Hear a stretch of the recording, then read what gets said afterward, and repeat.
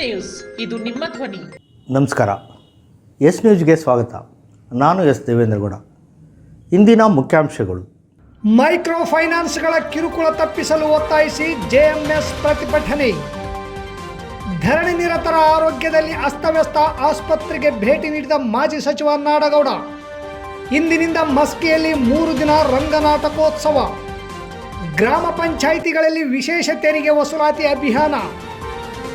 ಇಂದಿನಿಂದ ಮುಂದಿನ 3 ದಿನ ಜಿಲ್ಲೆಯಲ್ಲಿ ತುಂತುರು ಮಳೆ ಆಗುವ ಸಾಧ್ಯತೆ. ವಾರ್ತೆಗಳ ವಿವರ. ಗ್ರಾಮೀಣ ಕೂಟ ಫೈನಾನ್ಷಿಯಲ್ ಸರ್ವಿಸಸ್, ಭಾರತ ಇಂದುಸ್ಲ್ಯಾಂಡ್ ಬ್ಯಾಂಕ್ ಮತ್ತು ಧರ್ಮಸ್ಥಳ ಗ್ರಾಮೀಣಾಭಿವೃದ್ಧಿ ಬ್ಯಾಂಕ್ಗಳು ಮಹಿಳಾ ಗುಂಪುಗಳಿಗೆ ಸಾಲ ನೀಡಿ ವಸೂಲಿ ಸಂದರ್ಭದಲ್ಲಿ ಮಾನಸಿಕವಾಗಿ ಹಾಗೂ ದೈಹಿಕವಾಗಿ ಕಿರುಕುಳ ನೀಡುತ್ತಿದ್ದು, ಇದರಿಂದ ಮಹಿಳೆಯರು ಆತ್ಮಹತ್ಯೆ ಮಾಡಿಕೊಂಡಿದ್ದು, ಕೂಡಲೇ ಇಂತಹ ಬ್ಯಾಂಕ್ಗಳ ವಿರುದ್ಧ ಸೂಕ್ತ ಕ್ರಮ ಜರುಗಿಸಿ ಪರವಾನಗಿ ರದ್ದುಪಡಿಸಲು ಜನವಾದಿ ಮಹಿಳಾ ಸಂಘಟನೆ ಮಹಿಳಾ ಮತ್ತು ಮಕ್ಕಳ ಸಚಿವರಿಗೆ ಹಾಗೂ ಸಹಕಾರ ಸಚಿವರಿಗೆ ಎಸಿ ಮೂಲಕ ಮನವಿ ಪತ್ರ ಸಲ್ಲಿಸಿದರು. ಇಂದು ಲಿಂಗಸಗೂರಿನಲ್ಲಿ ಜನವಾದಿ ಮಹಿಳಾ ಸಂಘಟನೆ ನೇತೃತ್ವದಲ್ಲಿ ಸೇರಿದ ಮಹಿಳೆಯರು ಲಿಂಗಸಗೂರು ತಾಲೂಕಿನಲ್ಲಿ ಮೈಕ್ರೋ ಫೈನಾನ್ಸ್ಗಳು ಮಹಿಳಾ ಗುಂಪುಗಳಿಗೆ ಸಾಲ ನೀಡಿ ಕಂತುಗಳು ಕಟ್ಟದೇ ಇರುವ ಸಂದರ್ಭದಲ್ಲಿ ಮಹಿಳೆಯರಿಗೆ ವಸೂಲಿ ಆಗಮಿಸಿದವರು ಅವ್ಯಾಚ್ಯ ಶಬ್ದಗಳಿಂದ ಬೈಯುವುದು, ಬೆದರಿಸುವುದು, ಮಾನಸಿಕ ಹಾಗೂ ದೈಹಿಕ ಕಿರುಕುಳ ನೀಡುತ್ತಿದ್ದು, ಇದರಿಂದ ಮನೆಯಲ್ಲಿ ನೆಮ್ಮದಿ ಹಾಳಾಗಿದೆ. ಇದರಿಂದ ಮನನೊಂದು ಅಕ್ಟೋಬರ್ 2ರಂದು ಹಟ್ಟಿಯ ರಾಮ್ ರಹೀಂ ಕಾಲೋನಿಯಲ್ಲಿ ಈರಮ್ಮ ಗಂಡ ಪರಪ್ಪ ವಿಷ ಸೇವಿಸಿ ಆತ್ಮಹತ್ಯೆ ಮಾಡಿಕೊಂಡಿದ್ದಾರೆ. RBI ನಿಯಮ ಗಾಳಿಗೆ ತೂರಿ ಅಕ್ರಮ ವಾರದ ಬಡ್ಡಿ ವಸೂಲಿ ಮಾಡುತ್ತಾರೆ.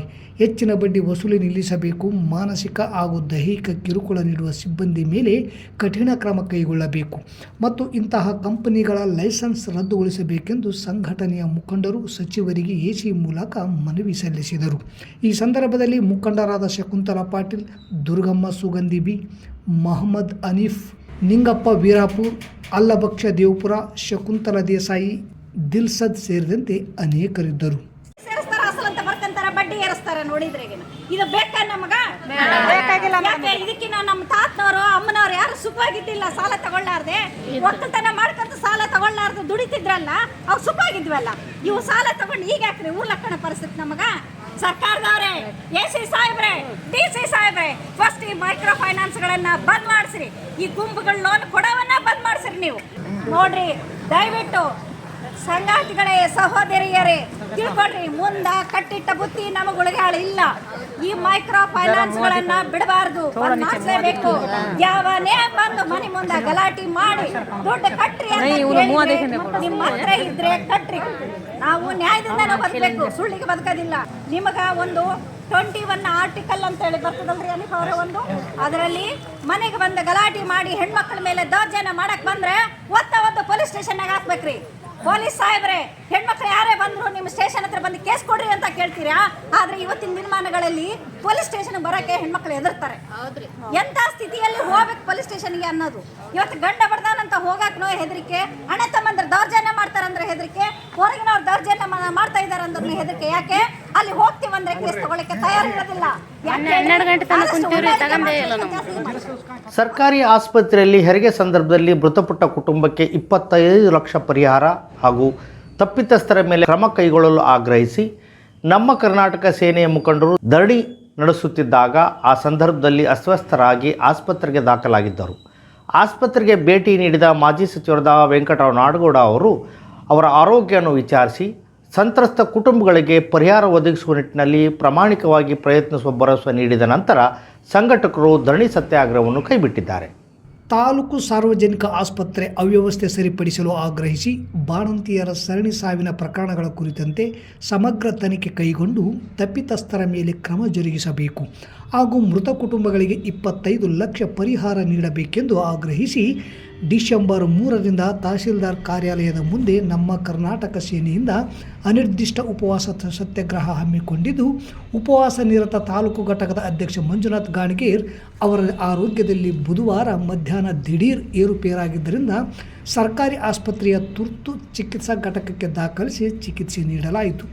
ಈ ನಡುವೆ ಸಂಜೆಯ ಹೊತ್ತಿಗೆ ರಾಜ್ಯ ಘಟಕದ ಅಧ್ಯಕ್ಷ ಉಮೇಶ್ ಗೌಡ ಅರಳಳ್ಳಿ ಅವರು ಕೂಡ ಆರೋಗ್ಯದಲ್ಲಿಯೂ ಏರುಪೇರಾಯಿತು. ಮಂಜುನಾಥ್ ಗಾಡ್ಗೇರ್ ಅವರ ಆರೋಗ್ಯದಲ್ಲಿ ಏರುಪೇರಾಗಿ ಅವರನ್ನು ಸರ್ಕಾರಿ ಆಸ್ಪತ್ರೆಯ ತುರ್ತು ಚಿಕಿತ್ಸಾ ಘಟಕಕ್ಕೆ ದಾಖಲಿಸಿದ ಹಿನ್ನೆಲೆಯಲ್ಲಿ ಮಾಜಿ ಸಚಿವ ಹಾಗೂ ಕೆಒಎಫ್ ರಾಜ್ಯಾಧ್ಯಕ್ಷರಾದ ವೆಂಕಟರಾವ್ ನಾಡಗೌಡ ಅವರು ಆಸ್ಪತ್ರೆಗೆ ಭೇಟಿ ನೀಡಿ ಆರೋಗ್ಯ ವಿಚಾರಿಸಿದರು. ಈ ಸಂದರ್ಭದಲ್ಲಿ ಮಾತನಾಡಿದ ಅವರು, ಸಿಂಧನೂರು, ಬಳ್ಳಾರಿ ಪ್ರಕರಣ ಸೇರಿದಂತೆ ರಾಜ್ಯದಾದ್ಯಂತ ನಡೆದಿರುವ ಬಾಣಂತಿಯರ ಸಾವಿನ ಕುರಿತಂತೆ ಈಗಾಗಲೇ JDSನಿಂದ ಬಳ್ಳಾರಿಯಲ್ಲಿ ಸುದ್ದಿಗೋಷ್ಠಿ ನಡೆಸಿ ಗಮನ ಸೆಳೆಯಲಾಗಿದೆ. ನಮ್ಮ ಪಕ್ಷದ ಹೈಕಮಾಂಡ್ ಗಮನಕ್ಕೂ ತರಲಾಗಿದೆ. ಅಲ್ಲದೆ ಸರ್ಕಾರಕ್ಕೆ ಈ ಕುರಿತು ತಿಳಿಸಿ ಶೀಘ್ರ ಪರಿಹಾರ ನೀಡುವಂತೆ ಒತ್ತಾಯಿಸಲಾಗುವುದು ಎಂದರು. ಸರ್ಕಾರದಿಂದ 2 ಲಕ್ಷ ರೂಪಾಯಿಗಿಂತಲೂ ಇನ್ನೂ ಹೆಚ್ಚಿನ ಪರಿಹಾರಕ್ಕಾಗಿ ಆಗ್ರಹಿಸಲಾಗುವುದು. ಅಲ್ಲದೆ ಸಂತ್ರಸ್ತ ಕುಟುಂಬಗಳಿಗೆ ಪರಿಹಾರ ಒದಗಿಸುವ ನಿಟ್ಟಿನಲ್ಲಿ ಪ್ರಾಮಾಣಿಕವಾಗಿ ಪ್ರಯತ್ನಿಸುವಿ. ಹಾಗಾಗಿ ಉಪವಾಸ ಸತ್ಯಾಗ್ರಹವನ್ನು ಕೈಬಿಡುವಂತೆ ಸಂಘಟನೆಯ ಮುಖಂಡರಿಗೆ ತಿಳಿಸಿದರು. ಈ ಸಂದರ್ಭದಲ್ಲಿ ಸಂಘಟನೆಯ ರಾಜ್ಯ ಘಟಕದ ಕಾರ್ಯಾಧ್ಯಕ್ಷ ಉಮೇಶ್ ಗೌಡ ಅರಳಳ್ಳಿ ಸೇರಿದಂತೆ ಇನ್ನಿತರರು ಇದ್ದರು.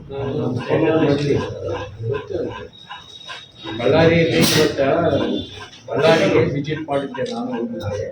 ನಮ್ಮ ಆಪರೇಷನ್ ಹಾಸ್ಪಿಟಲ್ಗೆ ಹೋಗಿ ಹಾಸ್ಪಿಟಲ್ ಪ್ರೆಸ್ ಮಾಡಿ ಬಂದ್ವಿ. ಪ್ರೆಸ್ಸಿಗೆ ನಿಮಗೆ ವಿಜಯ ಹೆಸರು ಬಂದಿಲ್ಲ ಸರ್, ಅವ್ರಿಗೂ ಕೊಟ್ಟಿದ್ದೇವೆ.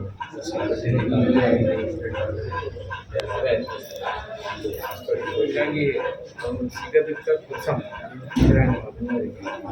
ಅದನ್ನೇ ನಾನು ಕನ್ಫರ್ಮ್ ಮಾಡ್ತೀನಿ. ಭ್ರಮರಾಂಬ ಪತ್ತಿನ ಸೌಹಾರ್ದ ಸಹಕಾರಿಯ ಬೆಳ್ಳಿ ಹಬ್ಬದ ಅಂಗವಾಗಿ ಇಂದಿನಿಂದ 3 ದಿನಗಳ ಕಾಲ ಪ್ರತಿದಿನ ಸಂಜೆ 6:30ಕ್ಕೆ ಭ್ರಮರಾಂಬ ಮಲ್ಲಿಕಾರ್ಜುನ ದೇವಸ್ಥಾನ ಆವರಣದಲ್ಲಿ ನಾಟಕೋತ್ಸವ ಹಮ್ಮಿಕೊಳ್ಳಲಾಗಿದೆ. ರಂಗಾಸಕ್ತರು ಇದರ ಸದುಪಯೋಗ ಪಡೆಯಲು ಸಂಘಟಕರು ವಿನಂತಿಸಿಕೊಂಡಿದ್ದಾರೆ.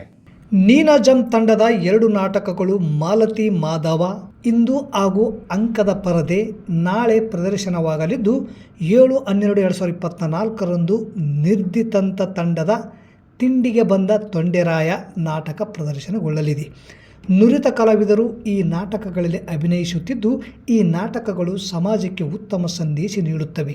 ಜೊತೆಗೆ ಪ್ರೇಕ್ಷಕರ ಮನಸ್ಸನ್ನು ಹಿಡಿದಿಟ್ಟುಕೊಳ್ಳುವ ಹಾಗೆ ನಟನೆ ಇದ್ದು, ಮಸ್ಕಿ ಮತ್ತು ಸುತ್ತಮುತ್ತಲಿನ ರಂಗಾಸಕ್ತರು ಈ ನಾಟಕಗಳನ್ನು ನೋಡಲು ಭ್ರಮರಾಂಬ ಪತ್ತಿನ ಸೌಹಾರ್ದ ಸಹಕಾರಿಯ ಸಂಘದ ಮುಖಂಡರು ವಿನಂತಿ ಮಾಡಿಕೊಂಡಿದ್ದಾರೆ. ಕರ ವಸೂಲಾತಿ ಅಭಿಯಾನದಡಿ ಇಂದು ಸಿಂಧನೂರು ತಾಲೂಕಿನ 30 ಪಂಚಾಯಿತಿಗಳಲ್ಲಿ ಒಟ್ಟು 17,18,493 ರೂಪಾಯಿಗಳು ಕರ ಸಂಗ್ರಹಿಸುವ ಮೂಲಕ ಸಿಬ್ಬಂದಿಗಳು ಪಂಚತಂತ್ರ ತಂತ್ರಾಂಶದಲ್ಲಿ ದಾಖಲಿಸಿದ್ದಾರೆ. ಕರ ವಸೂಲಾತಿ ಅಭಿಯಾನವನ್ನು ಜಿಲ್ಲೆಯಾದ್ಯಂತ ಹಮ್ಮಿಕೊಳ್ಳಲಾಗಿದ್ದು, ಸಿಂಧನೂರು ತಾಲೂಕು ಪಂಚಾಯಿತಿ ಕಾರ್ಯನಿರ್ವಾಹಕ ಅಧಿಕಾರಿಗಳು ಚಂದ್ರಶೇಖರ್ ಹಾಗೂ ಸಹಾಯಕ ನಿರ್ದೇಶಕರು ಪಂಚಾಯತ್ ರಾಜ್ ಹಾಗೂ ನರೇಗಾ ಅಮರ್ ಗುಂಡಪ್ಪ ಆಲಂ ಭಾಷಾರವರು ಸಮ್ಮುಖದಲ್ಲಿ ವಿವಿಧ ಪಂಚಾಯಿತಿಗಳಿಗೆ ಭೇಟಿ ನೀಡಿ ಹಾಗೂ ತಾಲೂಕಿನ ಎಲ್ಲ ಗ್ರಾಮ ಪಂಚಾಯಿತಿ ಸಿಬ್ಬಂದಿ ವರ್ಗದವರು ಸೇರಿ ಕರ ವಸೂಲಾತಿಯನ್ನು ಮಾಡಿ ಪಂಚತಂತ್ರ ತಂತ್ರಾಂಶದಲ್ಲಿ ದಾಖಲಿಸಿರುತ್ತಾರೆ. ಈ ಸಂದರ್ಭದಲ್ಲಿ ಕಾರ್ಯನಿರ್ವಾಹಕ ಅಧಿಕಾರಿಗಳು ಚಂದ್ರಶೇಖರ್ ಬಸಾಪುರ ಗ್ರಾಮ ಪಂಚಾಯಿತಿ ವ್ಯಾಪ್ತಿಯ ದುರ್ಗಾ ಕ್ಯಾಂಪಿನ ಸರ್ಕಾರಿ ಕಿರಿಯ ಪ್ರಾಥಮಿಕ ಶಾಲೆಗೆ ಭೇಟಿ ನೀಡಿ ಬಿಸಿ ಊಟದ ವೇಳೆ ಅಡಿಗೆ ಗುಣಮಟ್ಟವನ್ನು ಪರೀಕ್ಷಿಸಿದರು. ಈ ಸಂದರ್ಭದಲ್ಲಿ ಪಂಚಾಯತ್ ಅಭಿವೃದ್ಧಿ ಅಧಿಕಾರಿ ಪ್ರಕಾಶ್ ಪಾಟೀಲ್, ದ್ವಿತೀಯ ದರ್ಜೆ ಲೆಕ್ಕ ಸಹಾಯಕರು ಬಸವರಾಜ್ ಕೋರಿ, ಮೌನೇಶ್ ಅತಿಥಿ ಶಿಕ್ಷಕರು ಹಾಗೂ ಪಂಚಾಯತ್ ಸಿಬ್ಬಂದಿ ವರ್ಗದವರು ಹಾಜರಿದ್ದರು. ಇಂದಿನಿಂದ 8ನೇ ತಾರೀಕಿನವರೆಗೆ ಜಿಲ್ಲೆಯ ವಿವಿಧ ತಾಲೂಕುಗಳಲ್ಲಿ ಅಲ್ಲಲ್ಲಿ ಮೋಡ ಕವಿದ ವಾತಾವರಣವಿರಲಿದ್ದು, ಚದುರದಂತೆ ತುಂತುರು ಮಳೆಯಾಗುವ ಸಾಧ್ಯತೆ ಇದೆ ಎಂದು ಕೃಷಿ ವಿವಿ ತಿಳಿಸಿದೆ. ಕೃಷಿ ವಿಶ್ವವಿದ್ಯಾಲಯದ ಹವಾಮಾನ ಘಟಕ ಹಾಗೂ ಸಂಶೋಧನಾ ಕೇಂದ್ರ ಬಿಡುಗಡೆ ಮಾಡಿದ ಡಾಟಾದಲ್ಲಿ ಇಂದು ಎಲ್ಲ ತಾಲೂಕುಗಳಲ್ಲಿ 1 ಮಿಲಿಮೀಟರ್, ನಾಳೆ 2ರಿಂದ 3 ಮಿಲಿಮೀಟರ್, 7ರಂದು 2ರಿಂದ 5 ಮಿಲಿಮೀಟರ್, 8ರಂದು 2ರಿಂದ 6 ಮಿಲಿಮೀಟರ್ ವರೆಗೆ ಮೋಡ ಕವಿದ ವಾತಾವರಣವಿರಲಿದ್ದು, ಚದುರಿದಂತೆ ತುಂತುರು ಮಳೆಯಾಗುವ ಸಾಧ್ಯತೆ ಇದೆ ಎಂದು ಕೃಷಿ ವಿಶ್ವವಿದ್ಯಾಲಯ ತಿಳಿಸಿದೆ. ಈಗ ಭತ್ತದ ಕಟಾವು ಪ್ರಾರಂಭವಾಗಿದ್ದು, ಮೊದಲೇ ಕಟಾವು ಯಂತ್ರದ ತೊಂದರೆ, ಹೆಚ್ಚಿನ ಬಾಡಿಗೆ, ಅದರ ಮೇಲೆ ಹಿಂದೆ ಅಕಾಲಿಕ ಮಳೆ ಹೊಡೆತ, ಈಗ ಈ ಸಮಸ್ಯೆದ ಕುರಿತು ಅಂತೂ ರೈತರಿಗೆ ಸಮಸ್ಯೆಯಿಂದ ಮುಕ್ತಿ ದೊರಕುತ್ತಿಲ್ಲ ಎನ್ನುವುದು ವಿಪರ್ಯಾಸ. ಮತ್ತೊಮ್ಮೆ ಮುಖ್ಯಾಂಶಗಳು. ಮೈಕ್ರೋ ಫೈನಾನ್ಸ್ಗಳ ಕಿರುಕುಳ ತಪ್ಪಿಸಲು ಒತ್ತಾಯಿಸಿ JMS ಪ್ರತಿಭಟನೆ. ಧರಣಿ ನಿರತರ ಆರೋಗ್ಯದಲ್ಲಿ ಅಸ್ತವ್ಯಸ್ತ, ಆಸ್ಪತ್ರೆಗೆ ಭೇಟಿ ನೀಡಿದ ಮಾಜಿ ಸಚಿವ ನಾಡಗೌಡ. ಇಂದಿನಿಂದ ಮಸ್ಕಿಯಲ್ಲಿ 3 ದಿನ ರಂಗನಾಟಕೋತ್ಸವ. ಗ್ರಾಮ ಪಂಚಾಯಿತಿಗಳಲ್ಲಿ ವಿಶೇಷ ತೆರಿಗೆ ವಸೂಲಾತಿ ಅಭಿಯಾನ. ಇಂದಿನಿಂದ ಮುಂದಿನ 3 ದಿನ ಜಿಲ್ಲೆಯಲ್ಲಿ ತುಂತುರು ಮಳೆ ಆಗುವ ಸಾಧ್ಯತೆ. ಇಲ್ಲಿಗೆ ವಾರ್ತಾ ಪ್ರಸಾರ ಮುಕ್ತಾಯವಾಯಿತು. ನಿರಂತರ ಸುದ್ದಿಗಾಗಿ ವೀಕ್ಷಿಸಿ ಎಸ್ ನ್ಯೂಸ್. ಇದು ನಿಮ್ಮ ಧ್ವನಿ. ನಮಸ್ಕಾರ.